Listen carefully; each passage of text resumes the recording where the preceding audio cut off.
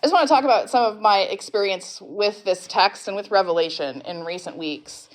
I've had a few times recently where I've had this kind of experience of dissonant realization where I will just be going about my daily life, like going to the store or to the gym or like to whatever, doing just the daily stuff of life. And I'll just kind of get this like outside of myself feeling of dissonance where I'm almost seeing these very normal, ordinary things happen, and at the same time having this realization that things are actually not normal. This is not normal. People being taken off the streets and kidnapped by ICE, and bombs falling on people at food distribution sites in Gaza, and the war in Ukraine and in Sudan, all of these things happening in our world. And still, like, there's this way in which we do have to go about our normal lives. And it's just this dissonant thing that's happening in my life and in my brain where there's this beast that is just beyond my view. And I get a little inkling of what John might have been experiencing when he wrote this book, when he had this vision. It's not the same kind of grandiose experience of actually seeing literal beasts, and there's no codes happening. But it does help me understand a little bit about his experience. And I've also had a couple of experiences recently that have validated that kind of dissonance that I'm experiencing. The first is, and I guess too, that have reminded me especially about the endurance and faithfulness that John has said that we are going to need. Or that he's not speaking to us, actually. That's something I need to keep remembering. John is not speaking to us. He is speaking to his community of Christians in the ancient Near East. He is speaking to the Christians specifically in what is now Turkey. And he tells them they will need endurance and faithfulness, but those are the words that have been coming back to me, endurance and faithfulness, and that it may be costly to stay in this struggle. And so a couple of experiences I've had that really reaffirmed that feeling of both that experience of dissonance and that need for endurance and faithfulness, where one was a non-cooperation training that I took a couple of weeks ago that I was invited to by another member of Mennonite Action because she has connections in the nonprofit and non-resistance world, and she invited me to be a part of this secular training, but that is where I learned the song Courage that I taught you, and where we learned about what it looks like to resist authoritarian governments and how they have less power than we think they have, and basically they have as much power as we give them. So that was one of the places where I felt like, I am not the only one who is experiencing this kind of dissonance right now. And the other one was MCUSA. I have to say, I shouldn't have been surprised, but I was slightly surprised to hear how many speakers and in how many ways it was reaffirmed that to follow Jesus, which was the theme of the convention, that to follow Jesus means to take up your cross, that to follow Jesus might be costly. And yet, when Jesus proclaimed liberation, when he proclaimed healing and good news to the poor, that is what he was calling us to, was that there might be a punishment, there might be pain in that kind of proclamation and action. But that when we practice that together, there is hope. So both of these situations were like hard on the one hand and hope-filled on the other hand.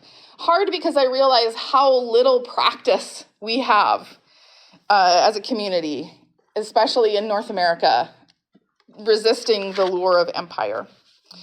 And hopeful because God is making everything new, because God continues to work in our communities and in the world, and with practice and with cooperation and with faithfulness and with endurance, with the endurance of the saints, and the saints are us, empire cannot stand. In the time when John had his vision, the church was not necessarily experiencing specific persecution. They weren't targeted, at least at the point when John was writing. Nobody was out here being hauled in, like nobody was coming into churches and taking them to jail. Like they didn't experience that kind of a persecution.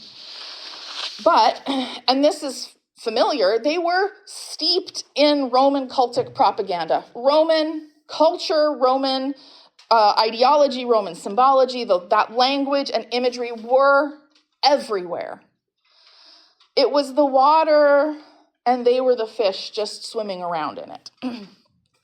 And you notice, when you're a part of this kind of culture, and it's true for us, it's like you only notice it when somebody points it out to you.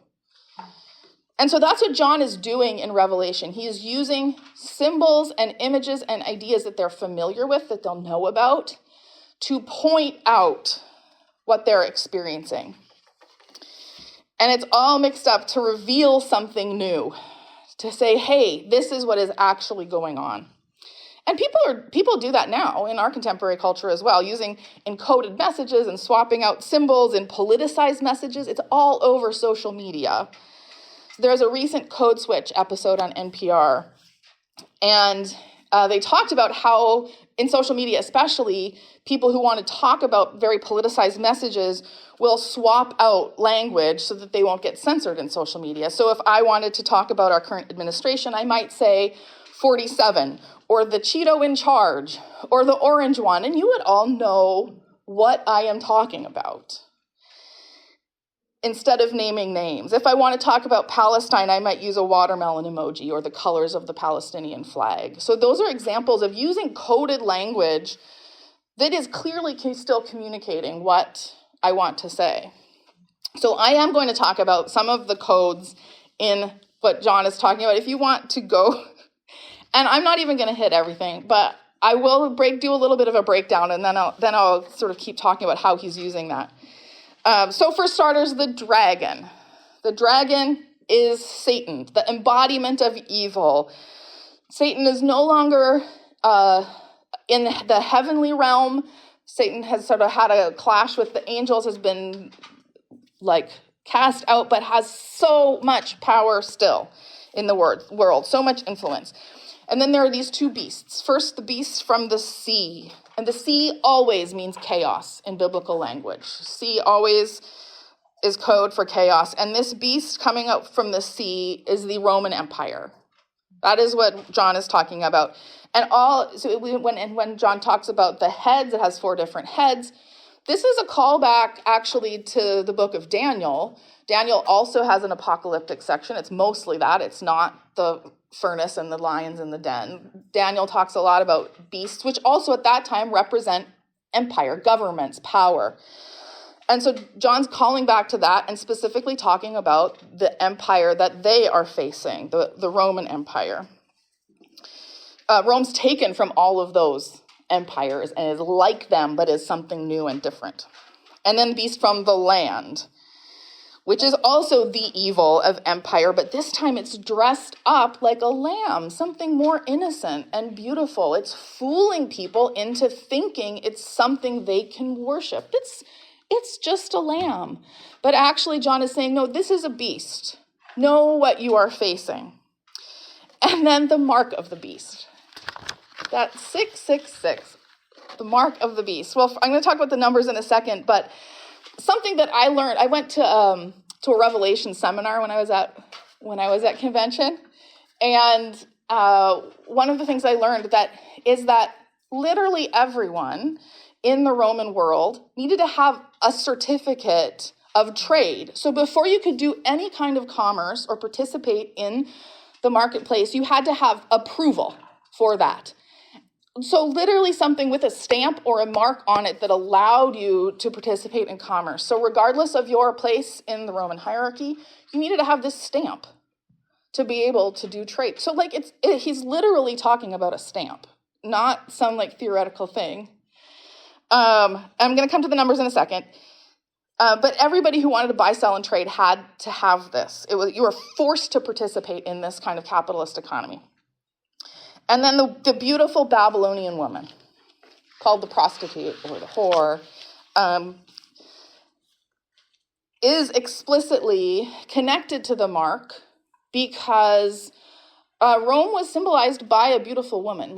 There would be Roma, her name was Roma, her face was on coins, it was on stamps, it was carved into buildings. as a representation of Rome. This is who has power over you. Her face was everywhere. So she was a part of the stamp, that beautiful like Roma in the whole Roman world, as a reminder of who owns everything. So the numbers. So here are some, I'm not going to get into all of the numbers of Revelation, but a couple that are important here. 7 is the divine number. So anywhere you see 7 or multiples of 7, it has to do with God and God's presence and God's being. So there are 3 7s. It's like extra perfection, extra wholeness, so much divinity, or like the triune God. So that means when you see 6, it's the human number. It's slightly less perfect than God. So when you see 3 6s together, that's like a multiplication of imperfection. It's not like again, this is all symbols. And I will say, in addition to that, the system of numerology called gematria was very prevalent in the ancient world, in not just Jewish culture, although that kind of continues to this day, but people would use numbers and addition of numbers and putting things together to point to specific people. So lots of scholars also say that this 666 refers specifically to the Emperor Nero, who was like extra awful. So that if you add up the numbers which correspond to letters in the Greek alphabet and you put them all together, like it's a little bit complicated, but also points to this specific person. And so people who are participating in this culture of violence and domination and trade, it's all mixed up in the Roman Empire, you kind of by default have to bear this mark to just live. Because if you want to feed your family, if you want to have a job, you have to. And it really honestly reminds me of the complication of living in the world, in a capitalist system. It's like, at one point, Bobby Williamson, who does the Bible Worm podcast that I listen to, says, you think you're going to Walmart, but actually you're worshiping the dragon. It's like you're participating in it by default. And yeah, we have some choices about how we participate, but it is complicated. And it was complicated then, and it is complicated now. John's describing using all of these complex images and more. John is describing an empire in which a culture of excess and power and domination are everywhere. And he uses both the beast and this beautiful woman to describe that. Everywhere in worshiping Caesar like a god, people are being asked to bow down to Caesar as if Caesar were a god. It's everywhere in trade and in marketplace.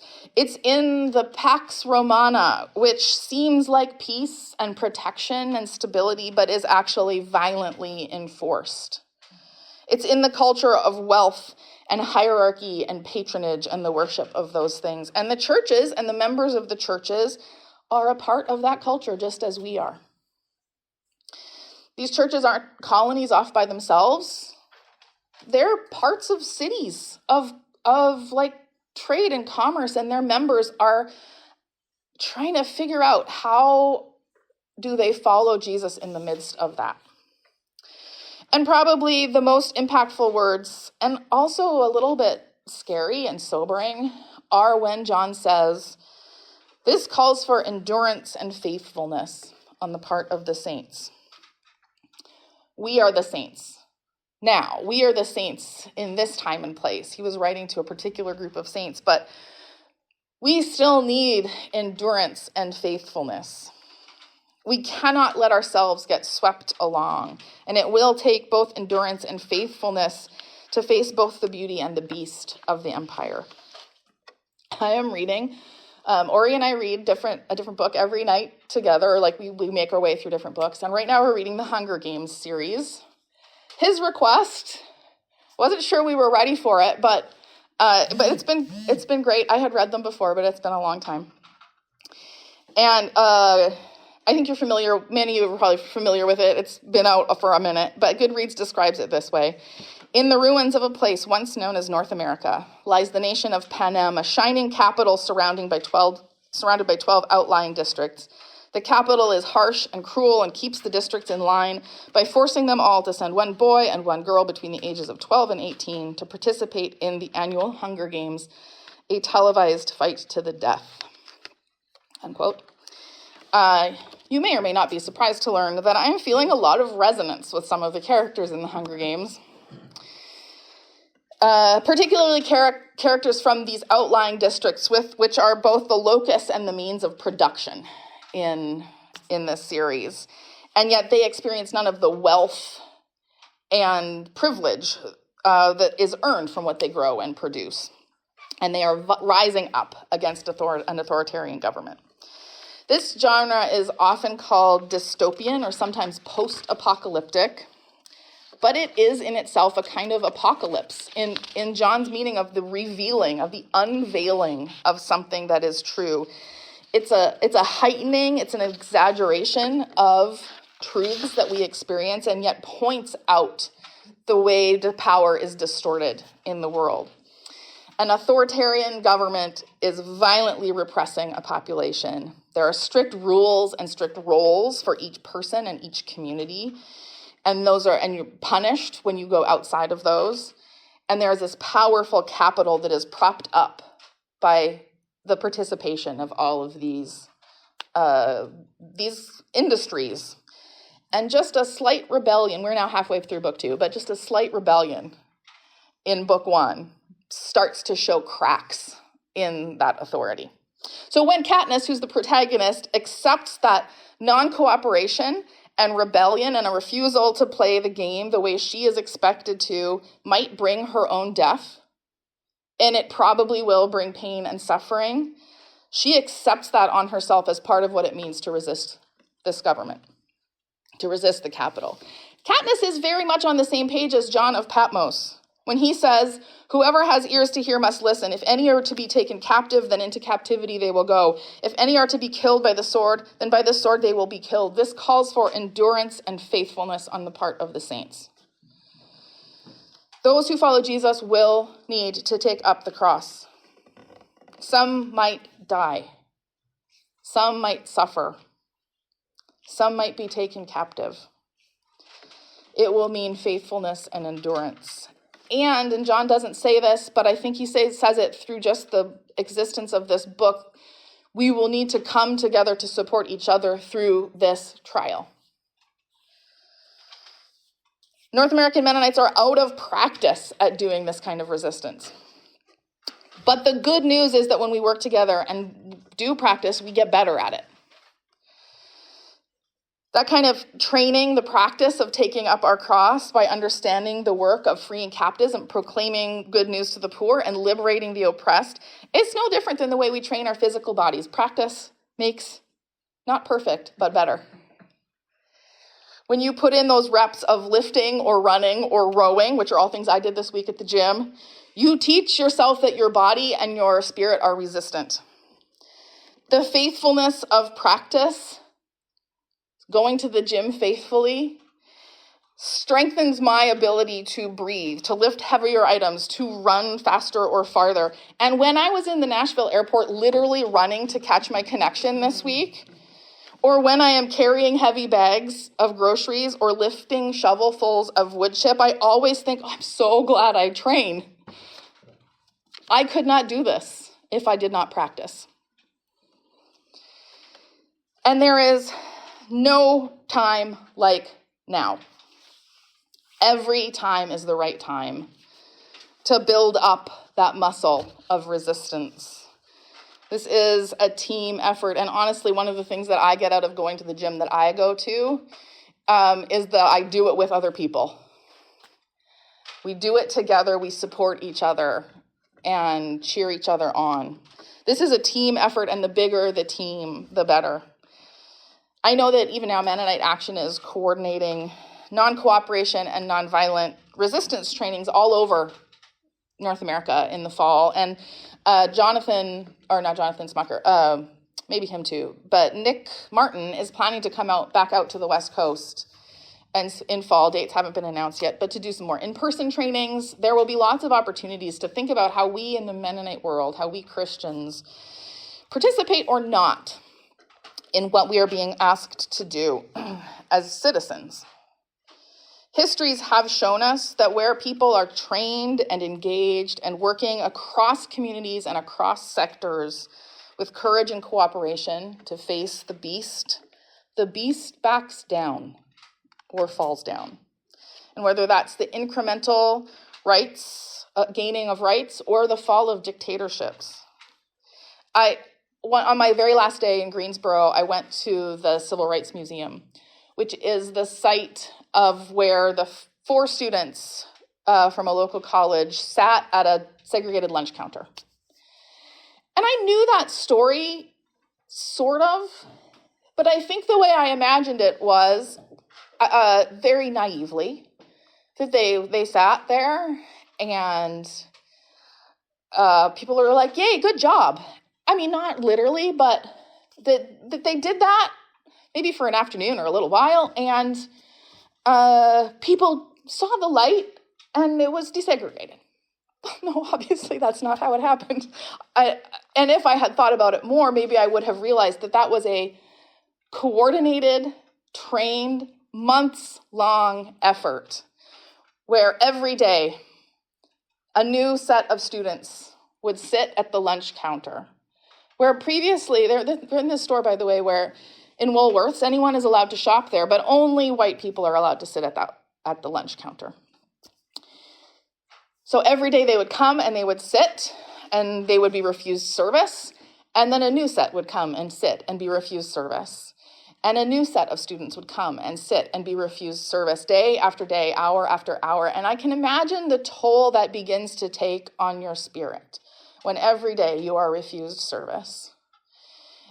And yet, after that months-long coordinated effort, kind of like the bus boycott that happened a little bit later, well, Woolworths is losing money by this non-participation because they're not serving these people who they could be charging money by sitting at their counter. And they're getting pretty bad press because every day these people are being refused service. And those people who are sitting are changing the minds of people in their communities. Like, sure, some people are angry, but by training, by practice, by endurance, by resistance, Woolworths caved. Those kinds of incremental efforts and big, massive efforts take training, they take practice, they take the endurance of the saints. Revelation could not be more relevant. May we have the faithfulness. May we build the endurance together to stand before the beast, and may the beast devour itself. May it be so. Amen.